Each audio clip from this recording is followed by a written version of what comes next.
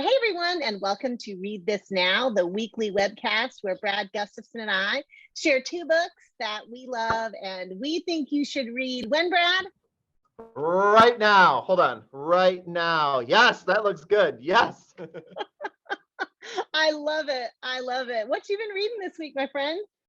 Oh, so I read an incredible novel that I was the most in love with that I have been in a really long time. So it was just amazing, amazing, amazing. But I chose a different book to talk about. So that must tell you something about this book in my hands, For right? sure. If it bumped one of the best books I've read probably this year in the hopper. So I'm in our school just having conversations with people, and someone asked for my opinion about a book. And I thought I can help with an opinion, right? So I check it out, and I'm like, this is a book I need our kids to have access to. And without getting too personal or into things, I just know as a dad and a principal that girls and young women deal with a lot of issues with in the media, lots of issues, but just how they're represented and how damaging that can be. And then as a dad and a principal, the messages we're trying to counteract and empower. But yet if the books don't show the beauty of the human condition and of girls and women in lots of different ways, it's like an uphill battle. It's not fair. So when I saw this book, it connected with me on so many levels. I just thought, this is the stuff. When I talk about representation, this I think is a powerful example of it. And I'll be curious to get your opinion, because the elementary principal in me is also like, okay, I can see how some probably kindergartners, maybe even fifth graders are going to look at certain parts. And anyway, I better show the book before this gets too weird, right? Okay. So the book is Bodies Are Cool. And it just shows a bunch of amazing human beings, like actually in the real world, right? And the part I think why someone was asking my opinion of the book is, there are parts where people are at the beach, and there are they're everywhere. They're in movie theaters, they're at ice cream shops. But like, for example, so now I'm maybe going to the part where it might elicit some snickers from readers, just different people like in their swimsuits, and I guess these maybe are undergarments, but like men in their bathing suits without shirts on, which actually happens in the world, right? Yes, it does. And the downside of that is, kids might talk about it or laugh or it's just different than maybe what they see a lot. But in my professional and personal opinion, like, these are the kind of books that can start really powerful, deep conversations that our kids are desperately needing. I just haven't seen too many of them. So for those reasons, on a really, really deep level, when I saw this, I just knew I wanted to talk about it and share it and keep the conversation going, or start the conversation. This is called Bodies Are Cool by Tyler, I think it might be Fetter. Yes, it is. I love that book, first of all. And second of all, I think sometimes we interpret laughter or giggling or snickering in that kind of context as someone thinks something is funny, or because they're trying to demean someone, etc. But sometimes laughter is a response when you don't know what else to do. We have kids practice conversations about all sorts of things. We have them practice when they are going to speak publicly. We have them practice when they're going to interview someone. Like, we have kids practice skills that we want them to develop that become lifelong habits. And I just think there's a lot of value in thinking about how we might have kids talk and think about their bodies and the bodies of other people in a way that respects them, and that also kind of touches on consent in so much as what's appropriate to say about someone's body and what isn't, and also normalizes what real bodies look like, and not the ones that we see touched up on TV or in other types of media, etc. So I agree with you completely. And if your kiddos have those sort of, the giggles to begin with in relationship to that book, then that's a sign that they need practice, not that they're doing something wrong. It's just that they need some practice, and whose job is that to help them practice? It's ours. That's what we're there for. Yes. And I, even before our conversation here today, I was kind of doing a visual inventory of books. I don't know how many I have, like, on every wall of my office, maybe like close to 100 picture books. And like I was just analyzing them on a different level because this opened up my eyes, and plus other conversations I've gotten to have in life recently. But a lot of the books I have don't necessarily depict human beings in a way that I think is realistic. And if any kid or child or girl is thinking that's who they need or should be or what's normal, I'm just looking at it differently. I think that's one of the reasons I valued this so much. But from very well respected authors and illustrators, I'm just looking at these a teeny bit different, and balancing those out with other important conversations and opportunities is just something that's been on my mind, Jen. I think there's not enough books that depict, especially protagonists or people on the cover with sort of average, typical sized bodies, or even larger sized bodies. But I will say that I think there are more now than there ever have been. So we're moving in the right direction. What I would love to see is more like the book that you're talking about that depicts boys in that way. I can tell you, as someone who identifies as a female and who my whole life never saw a fat person on a book cover until I became an adult, that seeing somebody who sort of looked like me and it was done in a way that was like they were the hero, that was super empowering. I would never have thought to myself, gosh, I wish I was seeing more fat girls on the covers of books. But then when I did see one, it was like, boom, like a lightning strike kind of moment. So for kids, that's the absence of people who looks like them in the media in general can have profound effects, even if they don't have the vocabulary to really talk about that. Lately, I've seen a lot more books, and maybe this is just my own reading life. Maybe I need to beef up my reading life, but I've seen a lot more books that do depict, especially girls, of average or larger sized bodies, but I'm not seeing quite so many of boys yet. And so I hope that that's next. I hope we see some that of larger size masculine bodies, so that kids who identify as male can see themselves too. So anyway, we're getting there. Still lots of work to do, but we're getting there. Thank you for sharing that book. That's awesome. Yeah. Okay. All right, Jen, I can hardly wait. What do you got? Okay, so the book, I've been sharing a lot of middle grades lately, middle grade books, and I feel like it's been just a really cool year for middle grade books. I've read a lot of really great middle grade books this year. And the book I'm going to show, I have an arc of it, but it's actually been released. So I don't want people to feel like just because I'm showing the arc means that it's not available yet. It actually is available. It's called Born Behind Bars. You should look at that gorgeous cover. Born Behind Bars, and it's by Padma Venkatraman.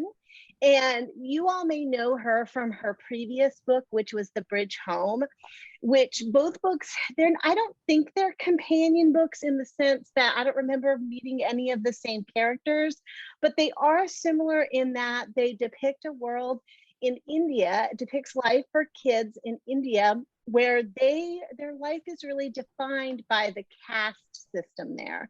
And for kids living in the Western world, they may not be familiar with what a formal caste system is, in which people are born into a class in life, and no matter what they do, they are unable to move between those classes, that caste system. Now, I think for older kids, there's conversation to be had about whether or not there's kind of an informal system like that in the US, if it might be harder for some people to move within their social ranks than others. But for the kids for whom this book was written, I think that's interesting insight into what our diverse global family looks like, what life is like for kids in another part of the world.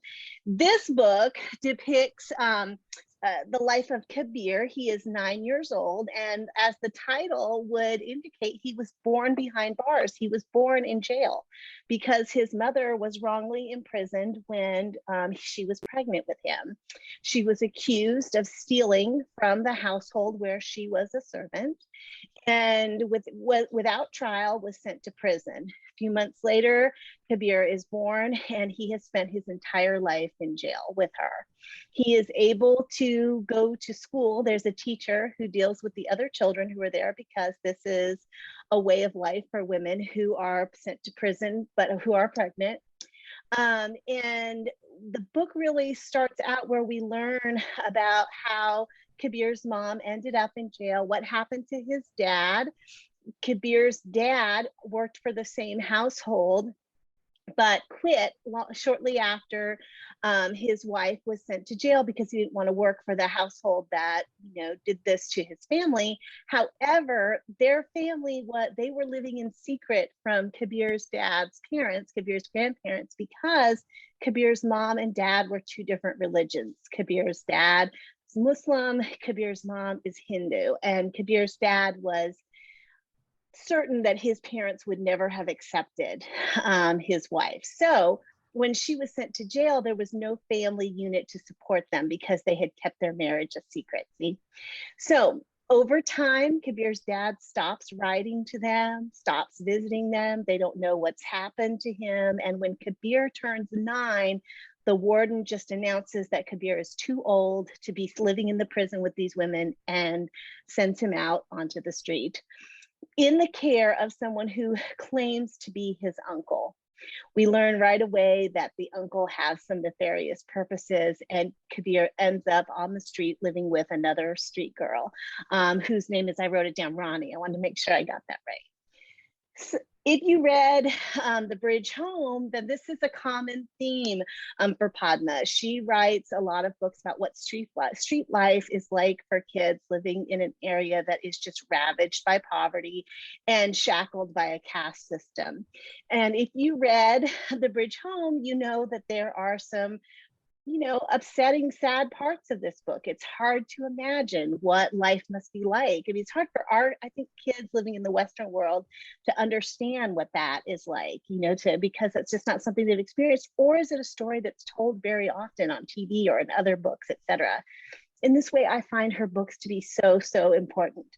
But I will say that despite how heavy I'm making this book sound so far, that there's a lot of love, a lot of friendship, a lot of light in this book, as is true with The Bridge Home. And I just feel like it's one of those books that would make a wonderful like book club selection, because the kinds of conversations you could have with kids about what it really means to be family, about how we treat people who are different from us, what it means to be seen on the cover of a book, just like you talked about.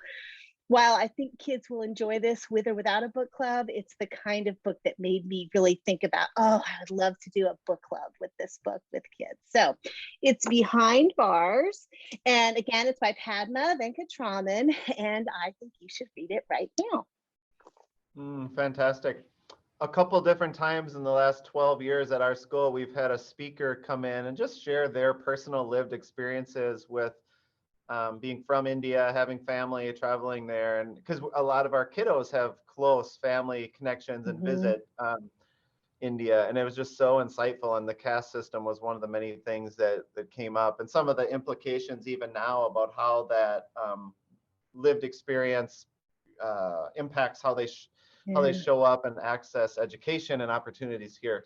Fascinating. One thing I loved about this book is that there's an author's note in the back, and one of the things she mentions in the author's note is that it's based on a true story, that a story that she read about a young boy who was born into prison because his mother was wrongly imprisoned, and how he was sent out into the world at 9 years old and then spent the rest of his life trying to get his mother out of jail.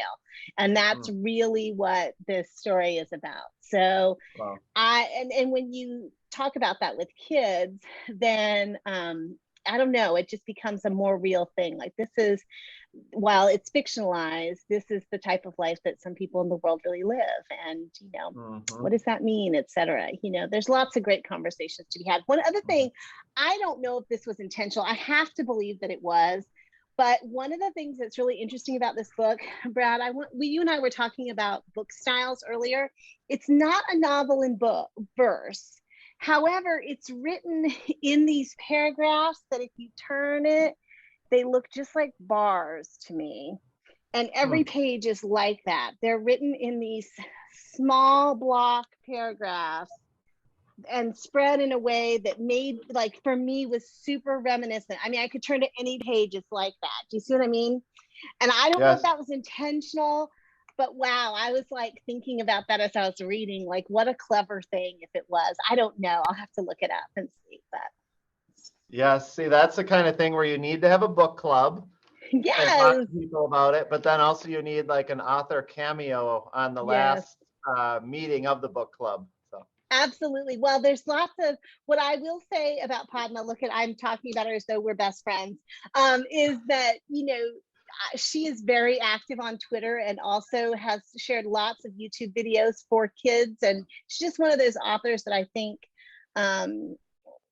shares a lot of herself for the benefit of readers, and I love that. So you're making me feel like I need to start talking about my great friend Kwame Alexander or Alan Gratz, you know. I'm dropping. I have never met Padma Venkatraman, and I'll be fully transparent in saying I keep saying Padma because I'm living in fear of disrespecting her name by mispronouncing it. So I'm trying so hard to make sure I don't do that. But I know other people who know her and love her. So I feel like we're, the 6 degrees from Kevin Bacon. I feel like we're just a few degrees separated. So it's only a matter of time before I can legitimately be on a first name basis with her. That is amazing. That's amazing. All right. For more amazing authors and titles and just a really cool resource to check out past books Jenn and I have talked about and gushed about, you can go to bit.ly/read_this_now. Yay! Thank you, my friend. And thank you, everyone. Happy reading.